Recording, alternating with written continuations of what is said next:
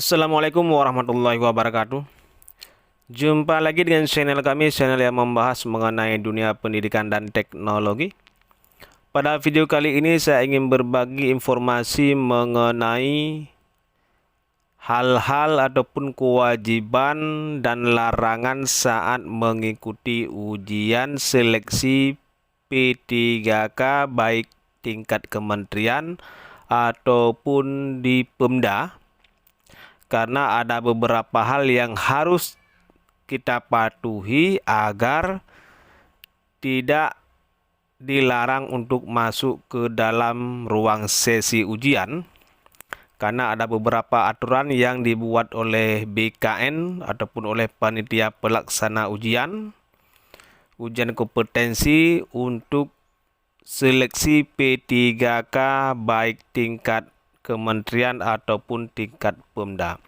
Baik, langsung saja kita lihat apa-apa saja yang harus dipatuhi ataupun yang harus dibawa saat mengikuti ujian.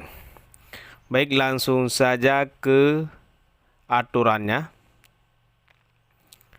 Ini salah satu contoh saya ambil untuk pemerintah Aceh, akan tetapi aturan ini hampir semua daerah sama karena ini adalah aturan yang dibuat oleh BKN. Hanya saja ada penambahan seperti di Kementerian Agama, mereka harus menggunakan pita warna hijau di lengan kiri. Pita biasa di lengan kiri itu yang berbeda. Saya lihat ada beberapa instansi yang lainnya hampir sama ataupun bahkan kita bilang sama. Hanya beberapa instansi seperti Kemenak, dia sedikit berbeda dengan instansi lain mengenai pita. Baik, kita lihat di sini teman-teman. Di poin 4 di bunyi huruf A, kewajiban bagi peserta ujian terdiri dari yang nomor pertama adalah wajib menggunakan pakaian dengan ketentuan sebagai berikut. Bagi laki-laki menggunakan kemeja lengan panjang berwarna putih polos tanpa motif ataupun corak. Celana kain hitam polos tanpa motif dan sepatu formal berwarna hitam. Dalam kurung di sini baju kaos, celana jeans, sandal atau sepatu sandal tidak diperkenankan. Ini yang harus kita gunakan. Kostum adalah ini bagi laki-laki, kita menggunakan pakaian putih, lengan panjang putih polos dan celana kain warna hitam dan menggunakan sepatu warna hitam.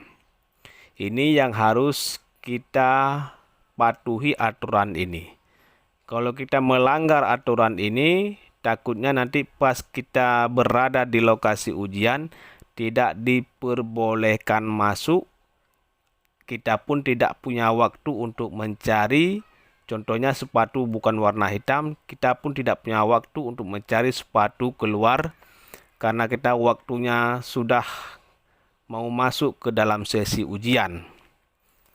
Yang B, bagi perempuan menggunakan kemeja berwarna putih lengan panjang polos tanpa motif juga dan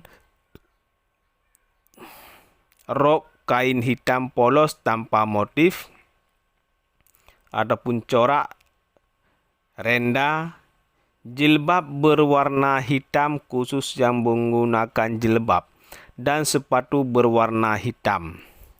Ini bagi perempuan, baju berwarna putih dan polos, tetapi bukan jas. Ini kemeja putih polos, menggunakan rok tidak ada corak maupun renda-renda dan menggunakan jilbab hitam bersepatu warna hitam juga. Ini khusus untuk perempuan. Dan ada juga hal-hal yang wajib dibawa saat ujian, Yang pertama kita harus membawa KTP elektronik asli. Ini yang asli teman-teman, bukan fotokopi. Atau surat keterangan pengganti KTP. Bagi teman-teman yang kehilangan KTP ataupun KTP sedang dicetak, ini menggunakan surat keterangan KTP yang dikeluarkan oleh Disdukcapil setempat. Kalau KTP-nya hilang dan lain-lain, itu kita menggunakan surat keterangan kehilangan. Yang B, kartu peserta ujian seleksi. Ini kartu yang dicetak di akun masing-masing teman-teman. Dicetak akun dan dibawa. Bukan kartu informasi akun atau bukan kartu pendaftaran. Yang dicetak dengan printer berkualitas baik agar pas foto dan barcode dapat terlihat ataupun terbaca saat registrasi. Dan tidak perlu dilamiting agar pin ujian dapat dituliskan oleh petugas. Nah, ini kartu ujian. Jangan salah cetak teman-teman. Di sana ada 3 tempat cetak. Yang pertama kartu pendaftaran. Yang kedua kartu akun. Yang ketiga yaitu kartu ujian. Ya, kartu ujianlah yang dicetak di bawah pengumuman ADM. Di situ ada kartu ujian, cetak kartu ujian. Itu diprint dengan kualitas baik. Seperti kita print foto, dia kualitasnya tinggi, jadi percetakannya halus. Pas foto kita pun terlihat jelas dan baik, itu barcode begitu juga. Kita wajib membawa pensil kayu. Ini menggunakan ataupun kita bawa pensil kayu untuk bahan cari-cari ataupun kita coret-coret. Nanti kertas dikasih di sana. Inilah 3 hal ini yang bisa kita bawa masuk. Yang ketiga adalah wajib hadir paling lambat 90 menit sebelum pelaksanaan ujian. Nah, ini teman-teman, ini nanti ujiannya kan ada sesi-sesinya. Sesi 1, 2, 3. Kalau kita kena sesi 1, kalau tidak salah jam 8 teman-teman. Kita lihat di sini. Kalau kita kena sesi 1, ini sesi 1, ujiannya jam 8, tetapi kita harus hadir jam 6.30. Ini kita harus hadir kalau kita kena jam sesi 1, berarti kita harus hadir jam 6.30 di tempat ujian. Karena nanti di sana teman-teman ada registrasi, cek body dan lain-lain, simpan barang bawaan dan lain-lain, berarti membutuhkan sekitar 90 menit. Nanti ada registrasi, dikasih PIN dan pengarahan oleh panitia. Dan kita juga harus melihat teman-teman, ini barang-barang yang dilarang untuk peserta ujian, teman-teman. Yang pertama, dilarang membawa perhiasan, kalung, cincin dan lain-lain, jam tangan dan lain-lain, ini tidak dibolehkan. Ini harus disimpan ataupun penitipan di panitia. Yang kedua, dilarang membawa makanan minuman di dalam ruangan seleksi. Yang ketiga, dilarang membawa komputer ataupun aplikasi lain. Dilarang bertanya, berbicara dengan sesama peserta dan menerima pemberian orang lain di samping kita. Begitu juga yang nomor 5 adalah keluar ruangan seleksi kecuali memperoleh izin dari panitia. Kalau kita ada ingin ke toilet dan lain-lain, kita harus tunjuk tangan.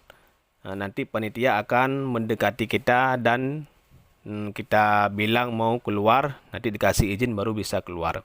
Yang keenam, dilarang merokok di ruangan seleksi ujian. Yang ketujuh, dilarang menyebar soal seleksi melalui media apapun. Yang kedelapan, dilarang melakukan tindakan kecurangan. Kalau kita melanggar aturan tersebut ada sanksinya teman-teman.